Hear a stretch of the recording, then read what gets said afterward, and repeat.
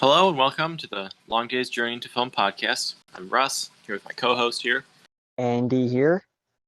And we're going to talk about some movies.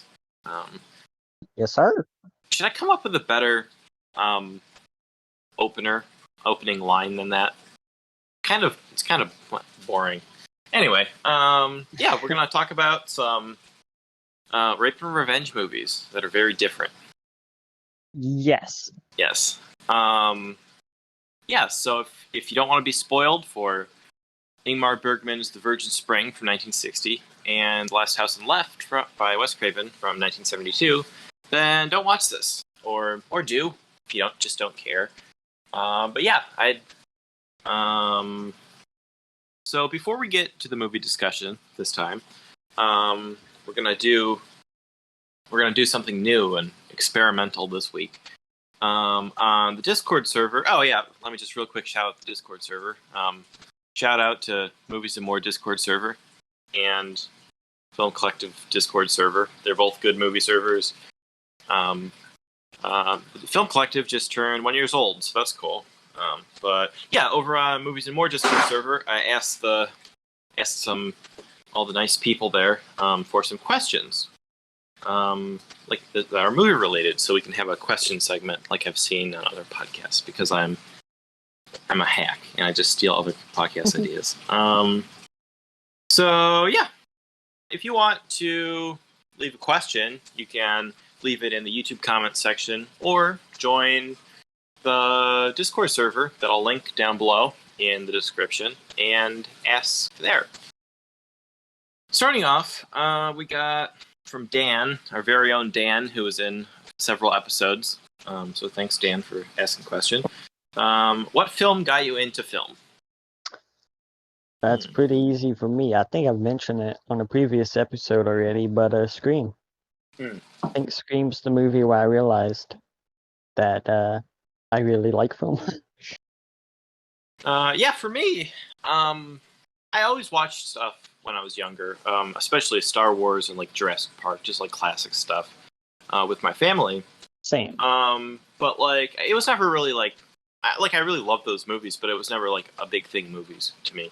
Eventually I got into stuff like Marvel and, mainstream stuff like Fast and Furious or whatever. But then I saw Baby Driver, and it made me realize that editing is like really fucking cool. And that just kind of made me like appreciate filmmaking more.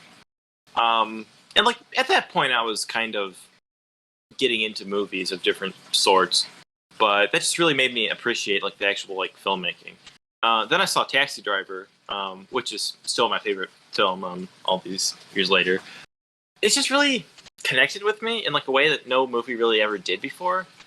And that just really got me into all kinds of movies, and especially older stuff, because like I always kind of thought of anything before like the 90s as like, oh, it's like an really old movie, even though I watched stuff like Star Wars, I never really thought about it. I just thought like, oh, anything like pre-90s is probably just like... Yeah, I thought Star Wars was like super old when I was into those when I was younger. I was barely just touching the surface. Yeah, and like I always thought of and then Taxi Driver's from the 70s. I was like, man, there's like this whole other like world of film out there. And then eventually I got into foreign stuff, and I don't know, it's pretty basic, but yeah, Taxi Driver, my favorite movie of all time. I don't know what my first foreign film was.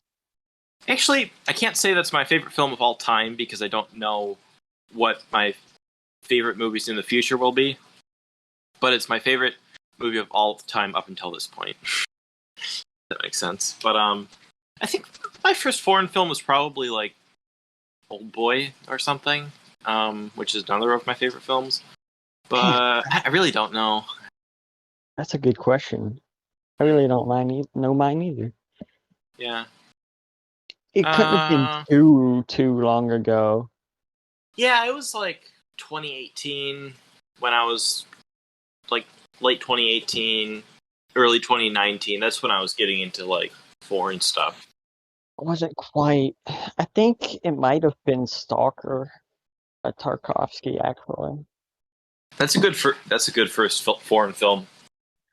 It's one of my top 4. on Letterboxd still to this day. We should do a Tarkovsky episode. Yes. Anyway, what other questions? Got a few more from Dan here. Pick one original soundtrack to listen to for the rest of your life. Easy for me. That would be the soundtrack for An Elephant Sitting Still, from 2018, which is my second favorite film. Yeah, I just Film fucking score love or it. soundtrack? Original. Fuck. That's a hard question either way I put it. I think score-wise, I really like the Hellraiser score and the Candyman score of Philip I need Glass. to see Candyman, but You haven't seen it yet? no, I kind of want to see it since that new one's coming out. I'm interested New to one's see that out as now. well. Oh yeah, I I need want to to see that. I'll probably watch it see that. sometime in the next couple weeks. But yeah, score-wise, I'd say easy Elephant Sitting Still because I listen to it all the time. So it's such a beautiful, like melancholy sound. I fucking love it. Seen this movie yet, but Koyaanisqatsi, my bad. I want to see that. By I want to see Philip that. Glass. The score in that is great. I would turn to it every now and then. Soundtrack wise, Taxi Driver also has a great soundtrack that I listen to all the time. It's very the Dazed and jazzy. Confused soundtrack is really great. I need to rewatch that. You know what has a good like soundtrack? Scott Pilgrim has a great soundtrack. Yeah. Trainspotting has a good soundtrack of like 80s, 90s songs. I haven't 70s. seen this movie yet, but I know all the songs on the soundtrack are bangers, and that's the soundtrack to the movie Singles with Matt Dillon. Because I'm big into 90s music. There are some really good soundtracks. Anything by Quentin Tarantino, pretty much. Oh yeah, for sure. Fuck. I'm drawing a blank for some reason. Let me just. I could do a whole episode on music in film, pretty much. We should probably do that. We probably could, yeah. I mean, like, I'm not against or opposed to doing like episodes that aren't what we're normally been doing. I mean, we've only done like 6 episodes, so we can kind of do whatever the fuck we want. We're just dipping our toes into this thing. Yeah. The last question from Dan was, can you pick up the dry cleaning, honey? Yes, sir, I can. Anything for you, Dan. All right, Mav, good old Mav, asks, which 4 actors or directors would you invite to a dinner party and why? Oh, Lord. All right. David Lynch, for sure. Yes, I was going to say Manoa. David Lynch, straight up. Fuck. David Lynch, Stanley Kubrick. Oh, can they be I'm going to go two I was directors. just thinking like living directors, so we can do like dead actors and directors too. I hope so, because that's what I'm gonna go with. Huh. Quentin Tarantino would be a great dinner guest. Yeah. You'd be probably very coked up as he usually seems. Actors, though. Fuck. I think Leonardo DiCaprio would be a great dinner. Yeah, I'm trying to think of like what would be a weird combination. I kind of want to get Lars von Trier in there. I bet that would be interesting. What would be like a good combination of people who would like clash with each other? Kind of want to say like Spike Lee, but who would like piss off Spike Lee? Who would piss off Spike Lee? Todd Phillips or some shit? I don't know. Fuck, this is kind of a. Who would piss off Spike Lee? That's a good question. Yeah. Yui Ball. Oh yeah, that would be great. Yeah. Oh fuck. I don't even know if we should do it. Yue? I don't know how the fuck you say his name. We should do an episode on him. He's got some interesting movies. Paul W.S. Anderson also. He's kind of like a mid-tier director. Yeah, I'm just going all over the place at this point. I kind of want to get Michael Fassbender in there just because I like him so much. ask him why the fuck he does so many terrible movies when he's I'm a gonna go great actor. 2 directors and 2 actors. So I'm gonna go David Lynch, Stanley Kubrick, Leonardo DiCaprio. Now I need a fourth. Gaspar Noé. Ooh, fuck, what's his name? Hold on, I can't think of his name. I absolutely love him as an actor. Oliver Reed. I love him. Oliver Reed, definitely. Who else could I get in there that would? Oh, Nicolas Cage. I bet he would be interesting. David Lynch, Nicolas Cage, Lars von Trier, and fuck, who else? I'm just trying to think of like the best, like wackiest combination. It's not specific. I mean, I could just do all my favorites, like Lee Chang-dong and fucking Haneke, but that's not that interesting. I don't know, but definitely David Lynch. He's definitely, we have a seat open for David Lynch. Always. Yes. Comment down below who you would think would make a good dinner party of film people. Yeah. Some people. Trying to fill up that comment section, Oh, also, real quick, I'm stupid, and I didn't say in the last episode to recommend a movie for next episode because I'm dumb, and I apologize for that. But next episode will be a listener recommendation, and yeah, it just whenever it doesn't have to be just. I can just cut this out. Whatever. Just give us a film. Yeah, just drop something down there in the YouTube. Just give us something so we can. Because if we don't, we might eventually run out of recommendations, and we'd have to cut the whole listener recommendation thing, and that kind of sucks. So yeah, leave something down there in the comments. All right, we got some more questions here. From Nikki. So thanks, Nikki. If you could spend a day on set for any movie, past or future, which would it be? Ooh. Anything with a lot of green screen is kind of funny because it's like, have you ever seen those videos where it's just like a Marvel movie without the green screen?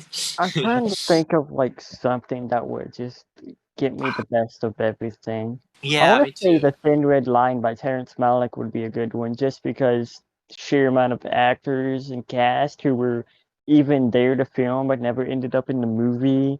Yeah, I bet that The would be amount of interesting. talent around there. I kind of want to say the sacrifice for the house burning scene when the guy forgot to turn the camera on or whatever, but that would probably be pretty fucking depressing. Actually, I have no idea what you're talking about. Oh, yeah, any set for a Jackie Chan movie would probably be interesting because doesn't he like do like 1 billion takes to get the stunts right? That might be interesting. Jackie Chan. Yeah. Fuck, I can't think of anything. Dazed and Confused would have been fun. Once Upon a Time in Hollywood. Yeah, that'd be cool. Or future. What would a good movie in the future that you'd want to be on the set of? Twin Peaks season 4. Cough cough. Fuck yeah! If that's happening, that'd be epic. Yeah. A movie that's coming out. I don't know. I'd like to see. I'd kind of like to be on the set of like a Gaspar Noé movie, but just to see what the fuck it's like. I mean, I bet that would be kind of interesting. Whatever Cronenberg's doing next. Yeah, what the fuck is that new movie of his called? It's like it's a remake of one of his older films. Crimes of the Future. Yeah, that's it. I don't know. I'd have to. Colors of the Flower Moon by Scorsese. Doctor Strange Multiverse of Madness because I like weird stuff in superhero movies, and that probably has a lot of it. But on the set, it'd probably just be mostly green screen. It would be like if you've seen that video of like Benedict Cumberbatch in like a CGI suit thing as it was for one of the Hobbit movies. It's like Smog or something. Yeah. It looks so goofy, but like I don't know. I mean, anyway, meme of that the other day. We got a few other questions here. fuck, marry, kill questions. It's Okay. fuck, marry, kill, Alien, Aliens, and Alien 3. I've not seen Alien 3, so I'll kill it. I'd kill Alien 3 too. Fuck that movie. I know it doesn't have a good reputation, so yeah, it would have been killed regardless. So who the I fuck are would you on Mary? I would probably I'm gonna fuck aliens and marry alien. same, yeah. Marry Alien, fuck Aliens, and kill Alien 3. Um, let's see. Oh, here's a hard one. Fuck, marry, kill, Irreversible, Solo, and Antichrist. That's too hard. I don't want to kill any of them. Come on. I don't know. Oh, that's hard. Why you gotta do me like that?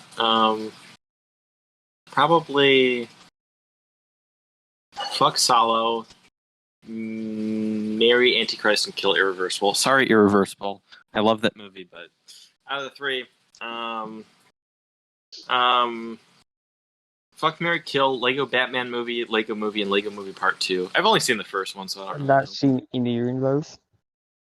Um, I like the Lego games. I don't know why I've not seen the movies. love, fuck, and marry and die happy with Bewitched, You've Got Mail, and Sleepless in Seattle. I haven't seen any of those either. I don't really watch rom-coms. Sorry, Dan. Good rom-coms. We'll change that next week, of course. Wink, wink. Yes. Punch Drunk Love is good. I don't know. It's like the go-to answer for people who don't like rom-coms. All right, that does it for the questions this week. I got some interesting ones there. So, yeah, like I said before, if you want to leave a question down below, and we'll include it in the episode. Or the server if you're in the Movies and More server. Do we got any movie news we want to talk about, or should we get to the Virgin Spring discussion? Movie news. I don't know. The Spider-Man No Way Home trailer came out, and it's going to be very exciting to see Tobey Maguire. Well, he's not been confirmed, but I have a lot of nostalgia for those first three Spider-Man movies because I grew up with them and I saw the third one in theaters. So I cannot wait for that movie. I need to see those. I really do. We definitely need to do an episode on them. We should, because I own all three of them on Blu-ray, but just haven't seen them yet. I'm pretty sure I own all three of them. I don't know where they're at though. And the thing is, like, I love I mean, I'm not the biggest fan of superhero movies, but I really like 2000 superhero movies like Daredevil and Ghost Rider and shit. So I'd probably like those. I mean, like Daredevil and Ghost. Yeah, like Daredevil and Ghost Rider. They're not really good, but I mean, I love them. The first Punisher. I want to see that. I own that as well. But I think I also own Warzone. Punisher with Thomas Jane. Not yet, but I own it. It's actually one of the better 2000s superhero movies. I've tried watching the Punisher show with John because I like John Bernthal. Yeah. But I don't know why. I've tried watching it like twice, or I just not into it. Just not something I'm into. I haven't touched it.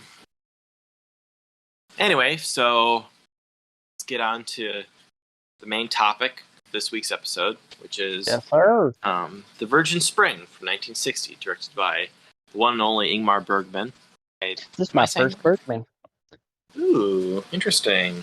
Yeah, I'm fairly new to Bergman, but I've seen a few of his films. Lately, I've been getting more into them. Just this week I watched Fanny and Alexander, and I really loved that. So, yeah, I like Bergman, but I'm still new to his stuff, and yeah. So this is it's a Swedish.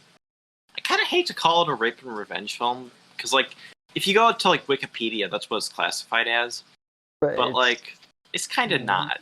It is technically, but it's not like I Spit on Your Grave or something.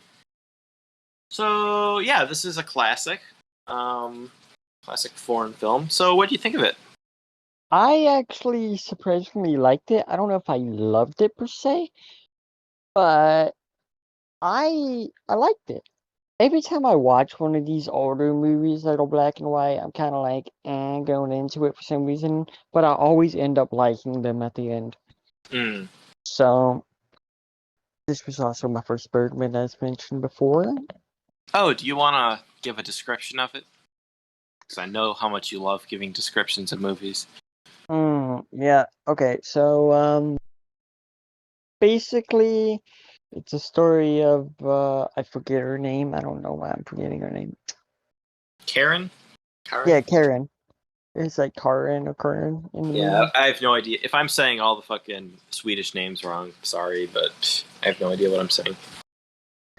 But it's about Karen or Karen gets sent to a church by her family. In like medieval times. Yeah, it's like 13th century, I think.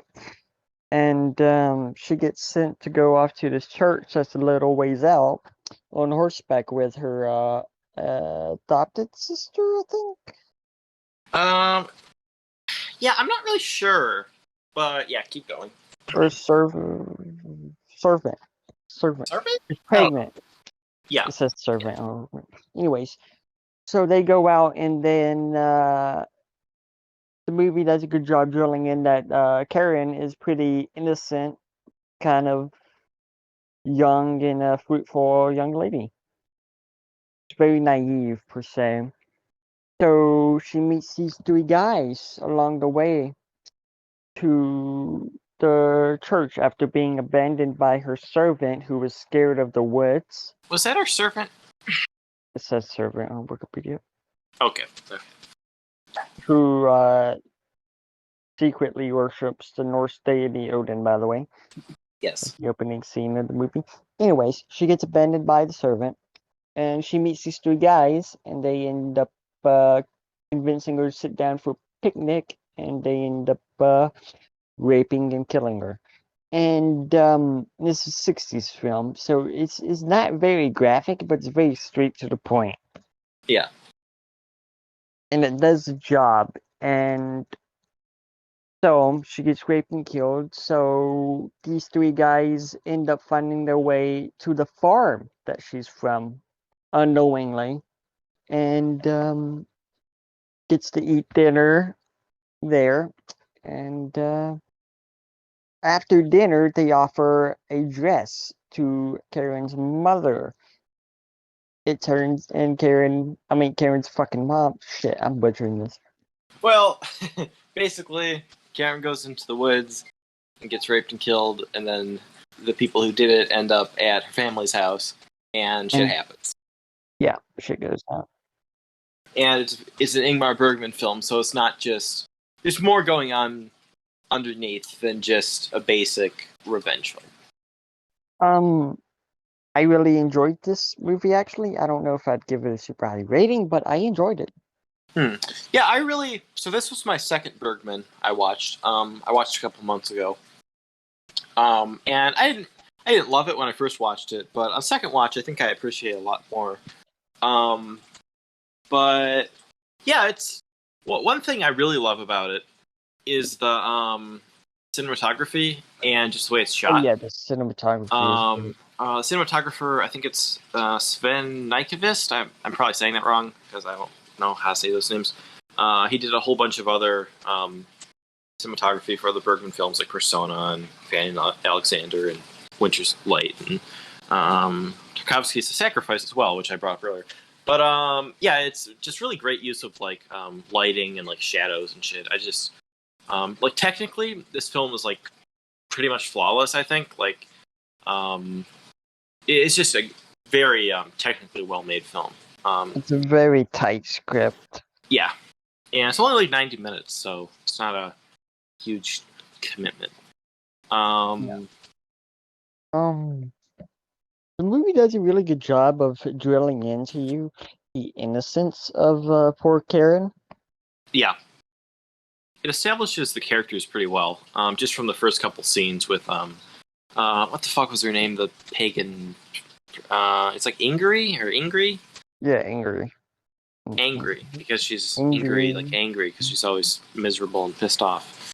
Um, but like her and like how she's like, I guess she's like kind of resentful towards Karen, whatever, because why was she mad at her? She like puts like a frog inside of her bread and stuff. She just seems Yeah. generally like, Um. yeah, and like, the character of the family and like the father, Max von Sydow's character, Tori, I think his name is Tori. I'm not really sure. And her mother, and yeah, it establishes very well in the first couple scenes because it does get right into it pretty much.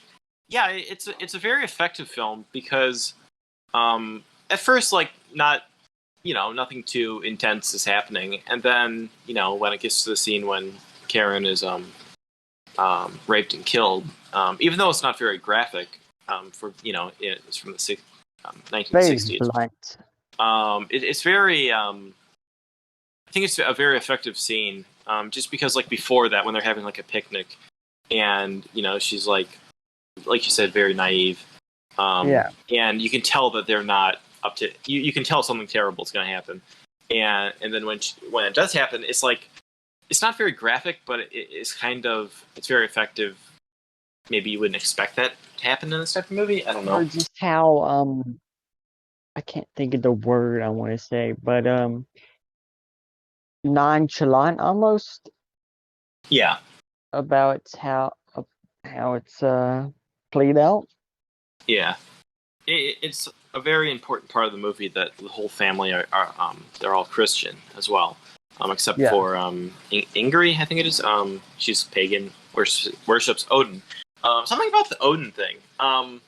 There's a scene when Ingrid, she like splits off from Karen going to the church. I kind of forget why. She's afraid of the woods or something. And she goes into a guy who lives in the woods house, and he's like a weird dude with like one eye. He's a bit of a weirdo guy, and he gives her a little speech. Yeah, and he's telling her like kind of like he can see the future.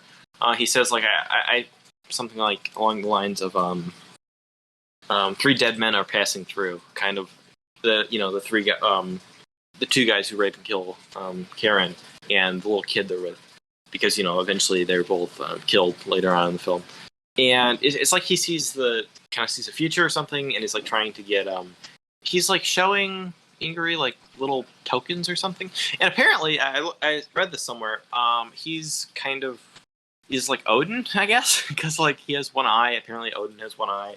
It's like a shot of a raven, and like he can see the future or something. I guess it's something I don't really know anything about Norse mythology. So like I really like this film, or I love this film, but I don't really completely get what the deeper meanings of it are. So I don't really know where the whole Odin thing kind of comes into play in the film. Maybe I'm just stupid and I'm missing something, but towards the end, because there's a scene towards the end where they go off and find Karen's corpse. Yeah, the last scene. And when they pick up the corpse off the ground, a spring pretty much like forms where her body is. That's the titular Virgin Spring. I don't know. Yeah. What was I going to say? They like pick up a body, and out comes the spring, and it's like chaos, not chaos per se, but a tragedy into something beautiful per se. Yeah. Because she was a virgin and she died. Well, she technically didn't die a virgin, but she died a virgin. Yeah. So she died largely innocent and largely like a fountain of youth, if you will. Yeah, I kind of saw her being a virgin, and being raped, as like they're kind of taking the innocence, kind of destroying the innocence of like not just her, but like the kind of I don't know, kind of the family, and like especially like the father, how he kills them. But just it was like destroying their like innocent world, kind of. I don't know. Yeah, I know what you mean. It's a really interesting last scene. because there's a little monologue from poor Mike von Sydow's character. Oh yeah, when he's like, "Oh yeah, you saw it, God," and like like yeah, that's a great scene. He's great in the film, by the way. Oh yeah, yeah, Max von Sydow, he's a great actor. This Seventh Seal, fucking Star Wars. Star Wars. Yeah, he's in The Force Awakens. He's the old guy at the beginning of it. Yeah, he is. Isn't he? The Exorcist, he's good in that. Um, yeah, there's speaking of his character, there's a great scene where he so after the I think they're like herdsmen or something. After they kill Karen. Oh, that's what they claim they are, at least. Yeah. After they kill Karen, they go and they stay at her family's house, unaware that that's her family. And there's a great scene when they're like having dinner, and like the kid who's with them, he very clearly is like Distraught by the events that have previously taken place. yeah, he feels very like guilty about it, even though he didn't really do anything. I mean, I guess maybe he just didn't stop him, but like he was kind of a part of it, and like he can't eat. He's a kid; he couldn't really Yeah. stop him if he wanted to. They try to sell Karen's clothes, which was like earlier in the day. They try to sell Karen's mother the clothes as an offering, or thanks, if you will, for letting them stay overnight and eat dinner. Yeah, and it was like her like fancy clothes, because that's she wanted to go out looking nice or whatever to the church, and the mother recognizes it and then tells Tor, the father, and there's that great scene where he's like he goes out and he breaks down the tree. That's just such a great part. I love that part. That's probably my favorite part of the movie. It's just like Max von Sydow breaking down a tree. And then he's like beating himself with it. I guess it's like some kind of like religious thing, like penance, for what he's about to do or whatever. I think he says, and then he's like, bring me the butcher's knife, and that's something kind of interesting. Why does he specifically kill the guys with a butcher knife? Because earlier in the movie, you see him with like a sword or dagger. He's like carrying it around. Yeah. Is there some kind of significance to him specifically killing him with a butcher's knife? I definitely missed it if there was something ulterior with that. And that's just that whole sequence. He goes there and sits down and like waits for a little bit while they're sleeping, and then he kills them. And it's pretty like, I mean, it's not very like gruesome or anything, but it's pretty brutal for like an older film. He even kills the kid, which was, and it's like after he kills the kid, he kind of like instantly kind of feels, realizes what he's done. Yeah. Honestly, did not expect him to kill the kid. I was like, in my mind, for some reason, thinking they were going to let the kid live because he was kind of innocent, I guess. Yeah. In a way. Yeah, even though I've seen this before, when I was watching, I was like, "Oh, they're not going to do it. He's not going." But yeah, just eats him to the wall. Yeah, and then they go and find Karen's body, and then he has his monologue, and he's like, you saw it, God. Why'd you let this happen? And yeah, it's just such a, and it's like, I'll make up for what I've done by building a church here or whatever. But like, I don't know. It's just, I feel like I'm kind of missing the deeper meanings. Just like, I mean, I've seen several other Bergman films, and I feel like I don't really, not that I'm supposed to like get them, like, oh, I fully understand it, but like, I feel like I just kind of missed something, like, I don't know. I feel like I'm kind of missing the deeper meaning of this film. Symbolism. Yeah, I don't know, but it's just, yeah, that's great. And then, like you said, the part with the spring, and then it ends, doesn't it? Very much like what's the word I'm looking for? Like I don't want to say cautionary tale per se, but like a little what is the fucking word? Like a little story that you might find in the Bible or something. what the like parable. What? Um, Yeah, I know what you mean. Um, and yeah, it's just really, I really love this film, but I do feel like I'm kind of maybe not connecting with a certain part of it, or just sort of missing something. I don't know. Um, maybe I'll get more out of it on rewatch. the pacing is very tight. Like the movie ended up flying by quicker than I thought it would because every scene never overstays its welcome or anything. It's very nice, tightly written script. Yeah, yeah, for sure. That's how all the Bergmans I've seen are. I kind of wish I had more to say about it, but that's about it. We could probably say a little bit more when we're getting into the parallels between the last house on the left. Yeah, yeah, for sure. Um, but just to kind of wrap it up, I'd give this an 8 out of 10. Very I'll solid film. probably go around the 7 out of 10. Yeah, that's why I gave it my first watch, but the second watch, I liked it more. But yeah, if you haven't realized by now, I'm a dumb lizard brain who, whatever deeper meaning implications of this were completely lost on me. But I still love it as a great piece of filmmaking. And it's just, yeah, really solid film. It's not my favorite Bergman that I've seen. I think I like Winter Light or Seventh Seal more. But yeah, like I think this is a good film, at least from what I've seen of Bergman's films.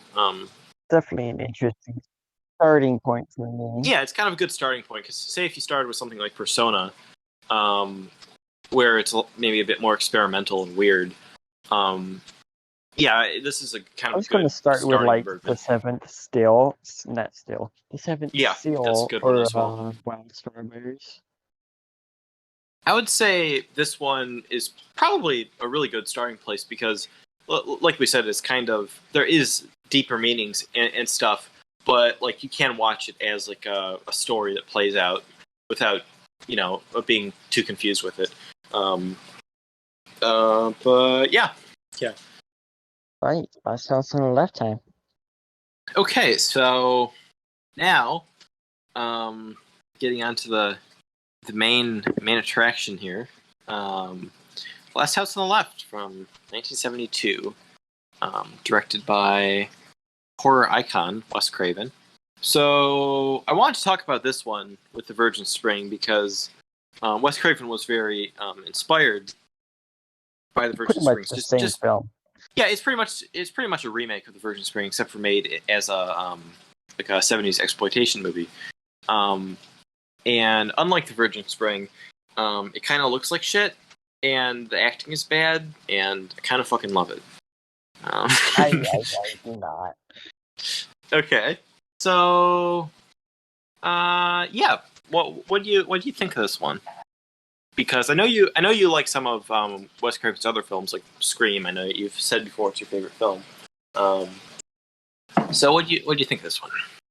I didn't really think much about it. I thought it was very lackluster, a bit edgy, lacked a bunch of substance, was just, yeah, as mentioned before, the acting was bad, the script is kind of really mediocre, Mm. soundtrack was very odd.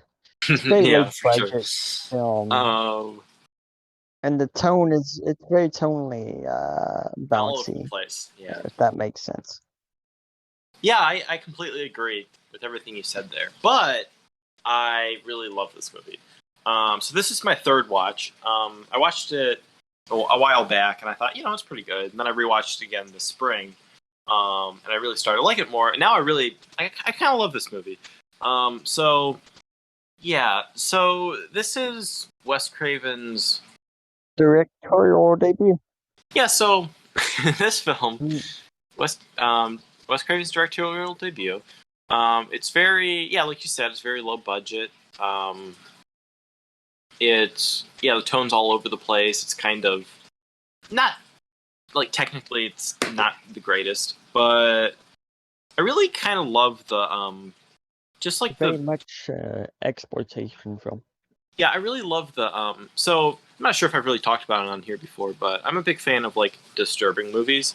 It's just something that interests me, and I really like just stuff that pushes the boundaries. And there's a lot of garbage, like disturbing in quotes movies, but I don't know. Just this one, I really like the tone of the like the '70s grindhouse exploitation, like gritty feel to the film. And even though there is like a lot wrong with it, I really just enjoy that. I think it has a certain charm that, like, I don't know, just other movies don't have. Like, yeah, it's all over the place, but like, This uh, this is totally not what I expected it to be like at all, to be honest. Like the title makes it seem like it's this house that they're gonna be in is a fucking hellhole, but it's not really about a house at all.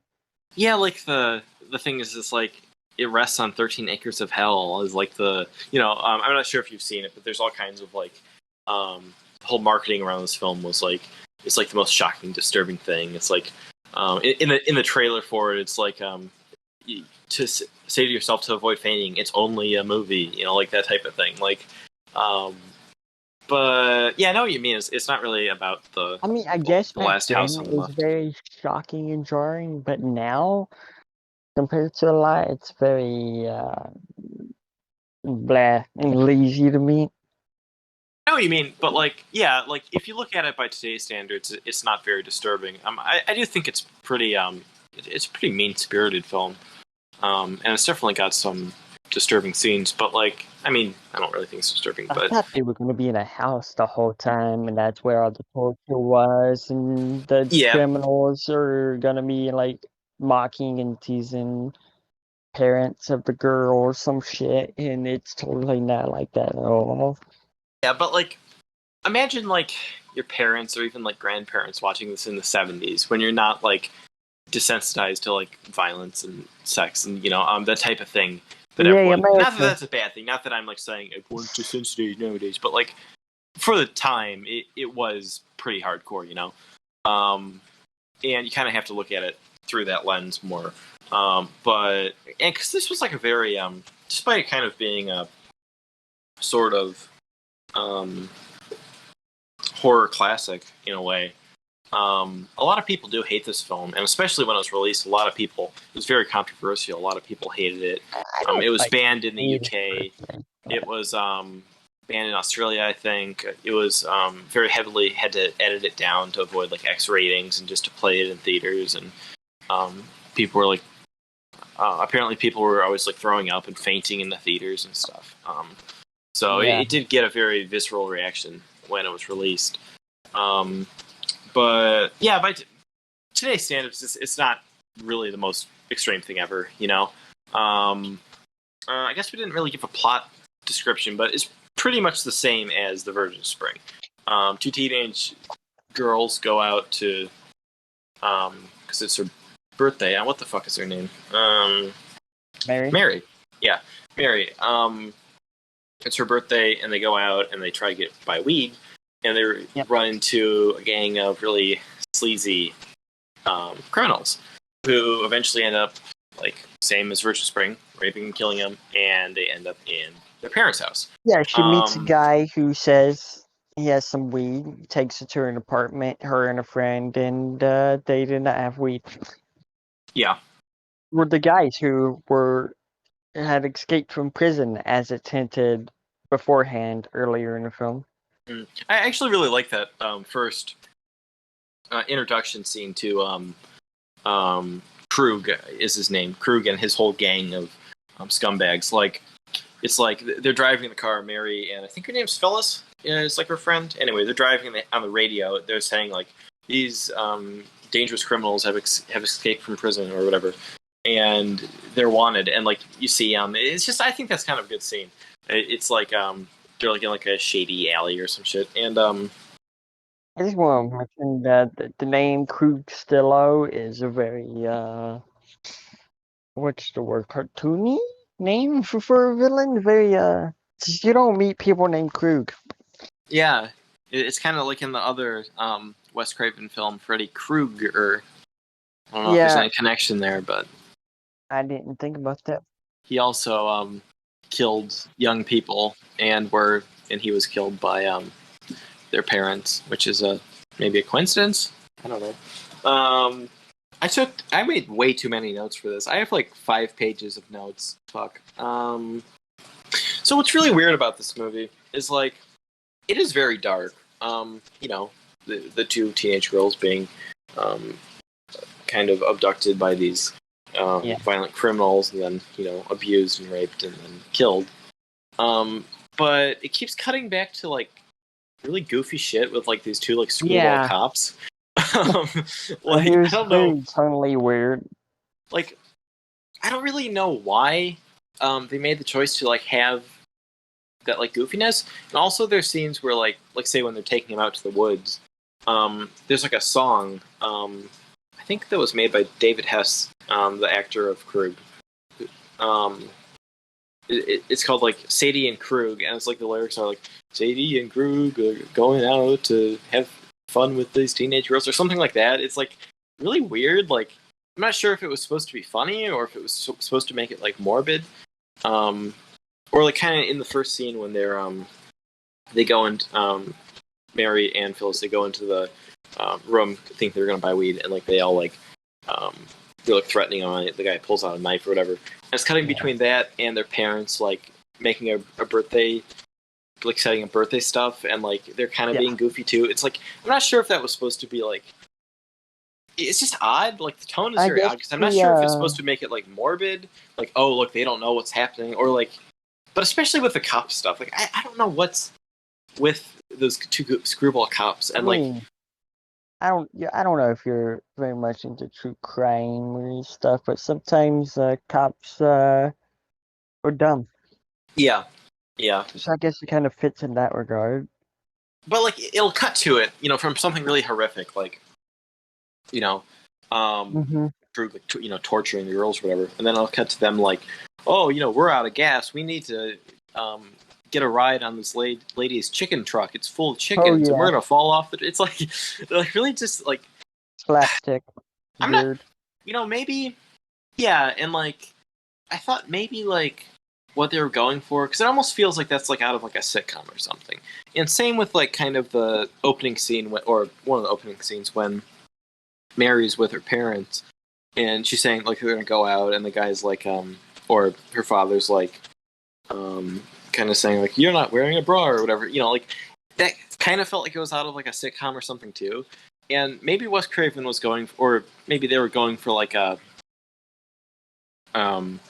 they were showing those characters as kind of like this goofy sort of generic characters you'd see in something else like a sitcom, and what would happen if they were in this horrific situation, maybe. I'm not really sure, or maybe they just thought they'd throw in some funny moments to lighten it up, even though it's a very off the darkness. But I feel like that's kind of contradictory to the whole thing, because I watched some interviews too with Wes Craven. Like the whole point was kind of to make something that like didn't shy away from being be an exploitation movie, be something that's really dark, something you haven't seen before, that's just it doesn't hold back. I probably have more to say about this than you do, so I'll probably be talking a lot. But that's fine. But there are some parts of it, especially earlier on, that are kind of pointless. Like the scene when what the fuck was his name? It was like Junior or something. It's like Krug's son. He's like sitting there with Sadie. That's like Krug's girlfriend, or I guess. And she's in the bathtub, and he's like saying, "I wish I was a frog so I can sit on a lily pad and go rip it." It's like that entire scene was like entirely pointless. There are things like that are just like. Also, like the movie kind of looks like shit. I mean, some scenes have like a kind of a cool, like gritty aesthetic, but like overall, it kind of looks like shit, and some of the acting is not the best. Like I did think that David Hess as Krug, I thought he was good. I thought he played a kind of an intimidating. He had an intimidating presence to him. I don't know. For some reason, there's a bunch of there are several like shots of ducks. Like it keeps like cutting to shots of ducks for some reason. And at one point, the deputy or one of the cops says like, "Oh, I wish I was something else." And the other guy says, "What, like a duck or something?" I'm sure that's the key to unraveling the secrets of this movie. Just need to point that out. The deeper meaning of what really is a duck. I don't know. Humans are depraved and ducks are not. No. Or maybe we're all just ducks in the end. Don't ducks like rape a lot? What? Maybe there is some. Yeah. I have no idea. Don't they always rape other ducks? And they have, like, I don't know, whatever. Dolphins? Dolphins. That's it. Ducks have spiral dicks. Penises. Yeah.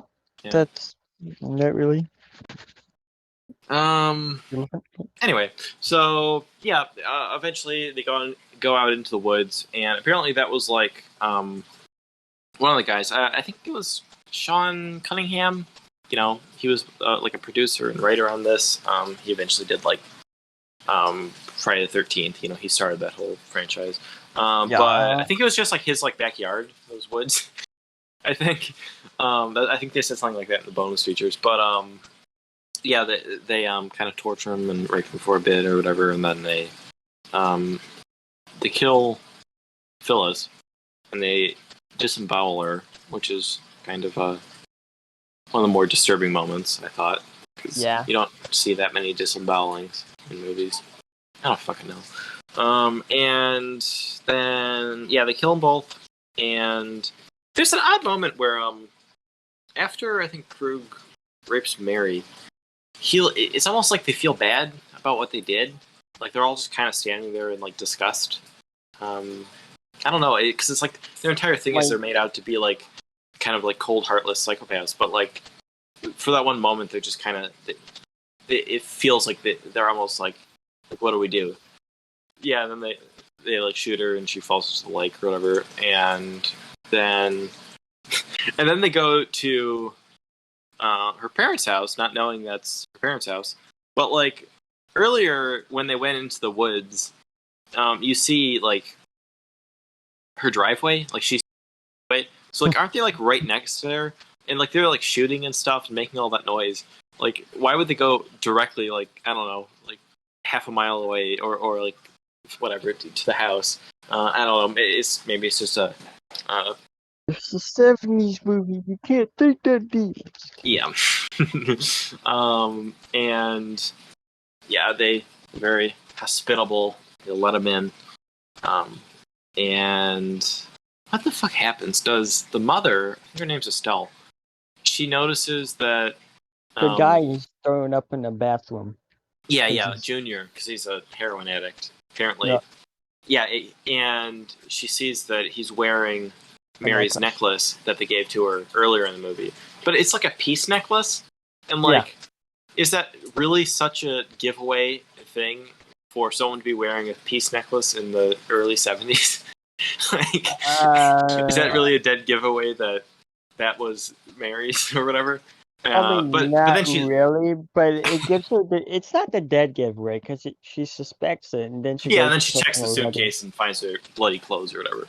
And then it kind of gets into probably my favorite part of the movie, which is the part where they kind of get their revenge on the Krug and his gang. And there's a weird dinner scene where they're like sitting there eating, and it's like behind them's completely black. It's like they're on a soundstage or like on a, I don't know what that was. It's kind of cool looking, but like I don't know why it's completely dark. Anyway, they, I think what's her father's name? Whatever, her father. I think his name's John. He like sets up a bunch of traps, Home Alone style. Yeah. And even though he has a gun, I don't know why he had to go through all the trouble when he could have just went in and shot him. But anyway, and the mother, she like kind of is like seducing. I think his name's Fred. He's one of the cruise guys, and she's like seducing him. And what's weird is like that entire time, she's like, so it's like they just found, they went out in the lake and they found Mary's body and they're all upset. And then like she's completely like composed. And like she's like very completely into this whole like she's seducing him act. I'm not Um, sure. Bodies don't really flow. it was Well, I probably in guess like the shallow end. I think I she don't was like know. in the shallower end of the lake. But I don't know. I just thought it was kind of funny that she's like completely just into this mode of like, okay, now I'm gonna do this act, and like Yeah, I don't know. It was kind of funny. And then what the fuck happens? She like bites his dick off, doesn't she? she gets his dick caught in something. I remember the joke where he like, she's like, it's small, and he's like, oh no, it's not. You just scared him a little bit. I'm like, really? Yeah. Oh yeah. Or like yeah, she says like, oh poor little guy, and he's like, it's not little. You just scared him. Yeah. There's some. Doesn't he say something else funny in that scene? Like what the fuck is it? She says like, oh, um, or she like ties up his hands or something, and he's like, I can fuck you with my hands tied behind my back because I'm that super. uh, and yeah, and then father goes in and confronts Krug, and they get into like a fight. I like that whole scene because Krug's like, he's like a big guy. He's like completely overpowers the father, and he's just like, hit me with my best shot. That's the best. Is that the best you can do? And like he's like taunting him. That's a kind of a great scene. And then what the fuck happens? He goes into the basement and gets a chainsaw, Okay. and I love that whole part when it just comes up and like the look on his face when he's got the chainsaw and like the camera works like all like intense and shaky, and he's like chasing him around the living room with it. It's just that's a I don't know, it's a great scene. That's probably my favorite part of it. And He gets electrocuted. yeah, it gets electrocuted. Oh, actually, maybe I'm first he gets electrocuted, and then his son comes out with a gun and shoots him like in the shoulder or whatever. Fucking Krug, he shoots Krug, and he's completely and he's like afraid of him. So and he's like point the gun at me and pull the trigger, and like that whole part is good. And he's like all right, now put it in your mouth and blow your brains out. It's like yelling at him or whatever, and it's just like the way he plays the character. He's like very intimidating, and like you can see why the son would be so afraid of him, especially because he's like I don't know, his brain's like probably completely fried, from being a drug addict or whatever. I don't know. It's just such an intense scene. Like there is some bad acting, and there are some pretty bad parts of this movie that are like lame and dumb. But I think that whole sequence is like very intense. Yeah. Like when the son kills himself, and then the father comes out with a chainsaw, and it's kind of goofy. The Sadie, she like runs out and like falls into the pool, but it's like it didn't really look like it was dark enough for her to fall, just like not see that there's a giant pool there. Surprise pool. And then like the mother like slits her throat, and John like Yeah. you don't see it, brutal. but he like just cuts up or completely fucking mutilates Krug with the chainsaw. And, like just at that moment, finally the goofball cops show up, and it's like, "Don't do it!" And after like you haven't heard from them in the past like half hour of the movie, and then suddenly they just show up at the very end. And then it ends, and they're just sitting there, and they're like, shit, look what happened. This is what happened, and they're miserable, and it ends. And like it's just like such a bleak movie. Like I don't know.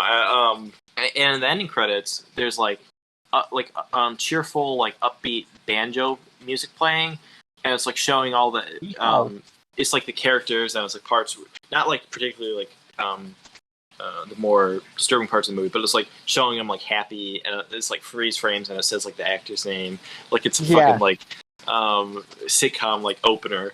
And it's like such a weird. I think that specifically was just done to be like more extra morbid and make it like like fuck. And yeah, I don't know. I'm going on and on, but yeah, I just like this movie. I think it's got a decent first two acts and a really great third act. I don't know. What do you think? I'm kind of going on and on about this third act, but I just thought it's like a really good, like solid last 15 minutes are like really, really good. I don't know. Didn't really find much of anything of substance in there. It just felt like it was just disturbing to be disturbing and scary without actually putting thought into anything. Hmm. Because I mean, humans are probably what am I trying to say here? The real Depraved. masters of the world, but Yeah, and like I watched an interview and Wes Craven was saying like, in that time, in like the late '60s, early '70s, there were all kinds of images, like documentaries or whatever, coming back from like the Vietnam War, and like people were seeing how disturbing or all this like disturbing graphic stuff. And in the movies or like the popular movies, like westerns and shit, it's all like glamorized and cool, the violence, like.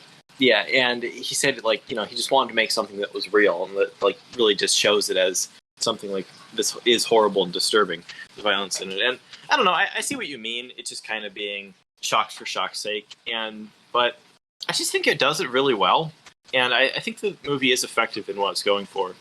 Um, Even though it is pretty flawed, I do love this movie. Um, but that's about all I got to say about it. Um, so how would you rate this? How would you rate this out of 10? out of 10, probably like four, four out of 10. Okay, okay. I would give it same as Virgin Spring actually, 8 out of 10. I really Uh, like this movie. It's kind of a mix of really like how unflinchingly brutal and mean spirited it is, and I also like. I think it's funny, and I guess, ironically, like enjoy the more incompetent parts, especially like the inconsistent tone, some of the bad acting, and the weird music choices. But I don't know. It kind of takes balls to make a movie like this in that era. But yeah, I just really enjoy this movie. I would say The Virgin Spring is better film in pretty much every aspect. Even in like some of the rape and murder scene in The Virgin Spring. Even in The Last House on the Left, it's a way more graphically shown. I feel like it's more that type of scene is way more effective in The Virgin Spring. yeah, I feel like you don't necessarily even have to be Yeah, graphic to get yeah, the like full effect it's out of more. that. Yeah, so but like I still really love both of these films, and for completely different reasons. And even though they have the same premise, they are completely different, like wildly different films. And I thought that would make for an interesting discussion in this episode. I Yeah, also watched some bonus features, just real quick, a few more things. I watched it was like a 50-minute documentary called Celluloid Crime of the Century, which is a documentary about this film and like the actors talking about it and stuff. And apparently, a lot of or several of the actors, the actor of Sadie, and Krug's son, and what the fuck is his name, Fred, they all like kind of hate the film and think it's terrible and one of the worst things they've made, and like they regret making it because like apparently like after that like people like kind of hated them because it's like, oh, they they contributed to making this depraved thing.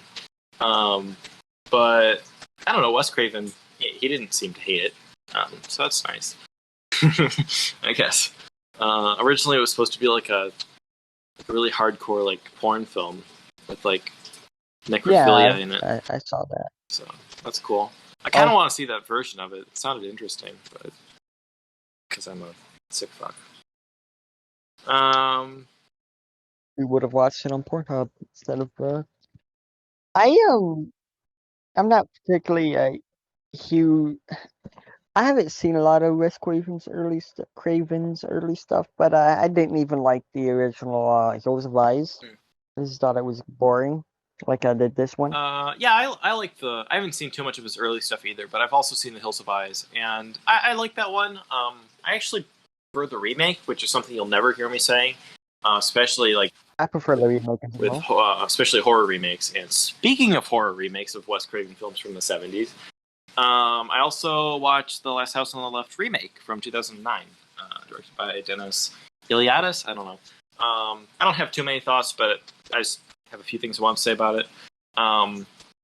So this movie is way more technically well made, and the acting's better, and it looks better and stuff. But it just takes away from the charm of the original. I think it just makes it more Yeah, generic.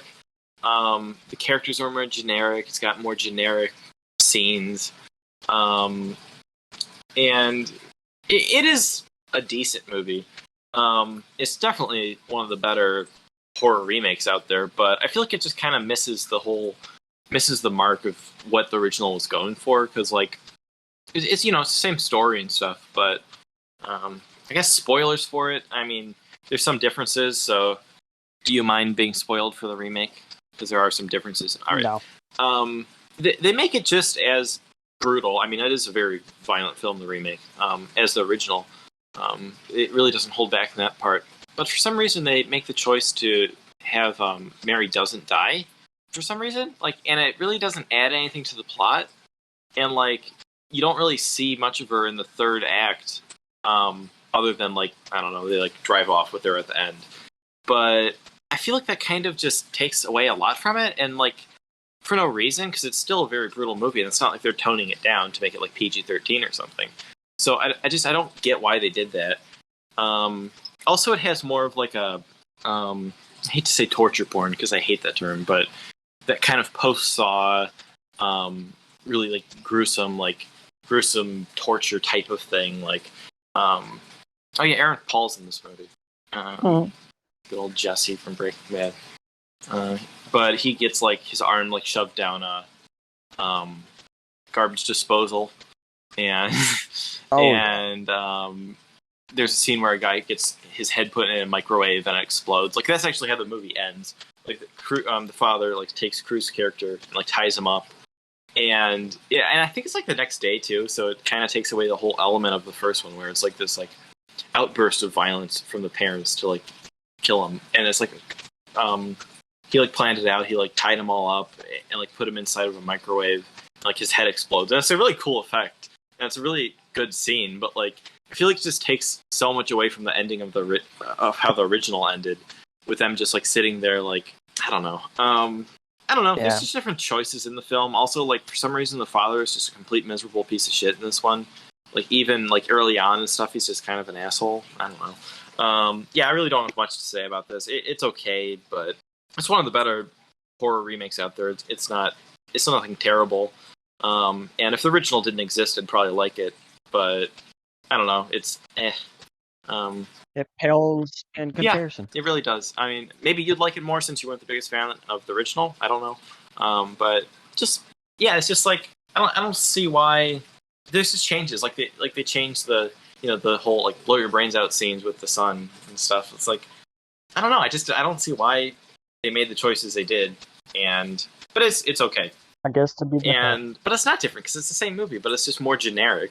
And I don't know, at least the effects are good. It's got some cool scenes. I'd give it like a 5 out of 10. That's my mini review of that, if anybody gave a shit. Okay, so speaking of movies, what have we watched this week? What have you watched? Because I have not watched much of anything. I watched about 2 more episodes of Succession. That's about it. I played a lot of video games. That's mostly it.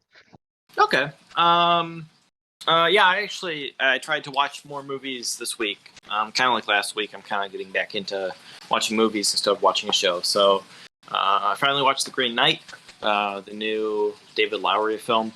And it's finally a good movie from 2021. I feel like pretty much everything I've seen from 2021 so far, I've rated pretty lowly or average. So that's good. I didn't love it, but I liked it. It's a good movie.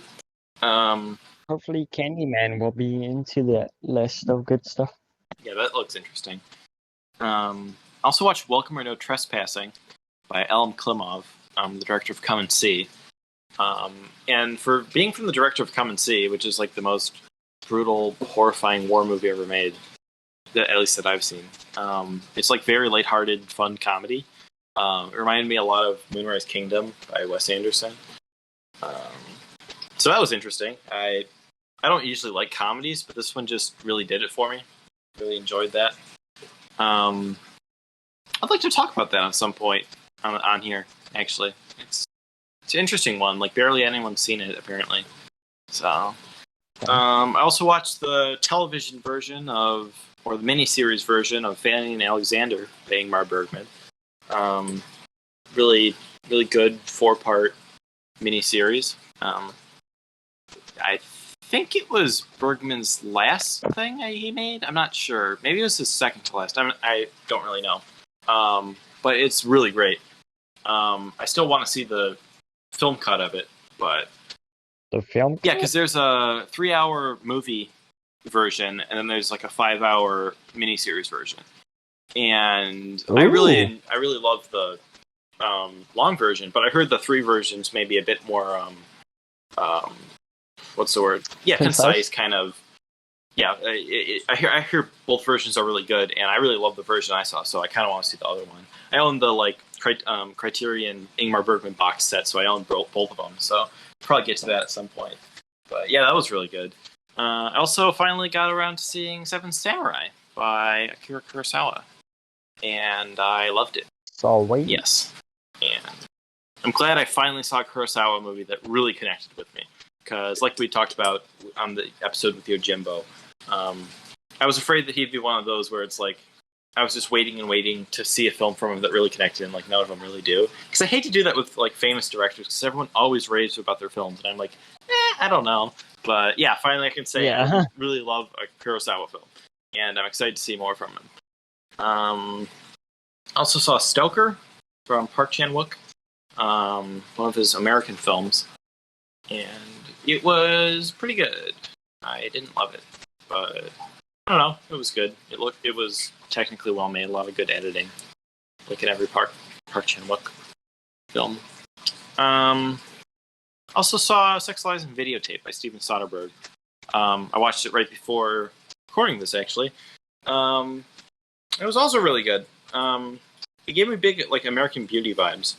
Seeing James Spader in it reminded me I should rewatch Crash by David Cronenberg, because the first time I saw that, like, I didn't really like it, but every time I thought about it after, I thought like, man, I should rewatch that. That was like a good movie. I don't think I've seen a single Cronenberg like after the 80s. Yeah, I kind of want to get the Criterion of Crash and rewatch it. I don't know. Also, Sex, Lies, and Videotapes has a Criterion, but it's only on DVD. They should re-release it on Blu-ray. That'd be cool. I'd probably buy that. Yeah, that's about it. Shit, I just realized I didn't say earlier. Yeah, the special guest we hinted at coming on didn't get to come on because of scheduling problems. So that sucks, but I'm glad we didn't name names, so it wasn't weird. They'll probably be coming on at some other point, hopefully. So I probably should have said that at the beginning. I should edit this into the beginning. So next week, it's a listener recommendation, like we'll do every third episode if we get recommendations. This particular one is from The Sun is Bright. So shout out The Sun is Bright for recommending us some movies. This will be a double feature of romance epics of Victor Fleming's 1939 film Gone with the Wind and Tom Hooper's 2013 film Les Miserables. So, yeah, that'll be interesting. I have not seen either of these, and it's not really my genre. Yeah, me neither. Especially musicals. Yeah. So it'd be interesting to dive into Les Mis, which has a lot of critical acclaim and a lot of actors singing in it. Hugh Jackman. But don't usually... Apparently, like, all the dialogue in it is, like, singing. So, that's interesting. Yeah, I've wanted to see Gone with the Wind for quite a while now, since it's a classic, and I haven't seen too many older films pre-60s, but it's just like so long. I've never really been like it's never been a high priority, so I'm glad I'll finally be able to see it. Yeah. So that'll be interesting. And any other recommendations are welcome down in there in the comment section below. Also ask any questions, because we're going to try and make that a segment on here. And yeah. Sure. Hopefully this was a Thank you for tuning in. satisfactory episode. So yeah, goodbye, everyone, until next week, or whenever you're watching this. And, yeah.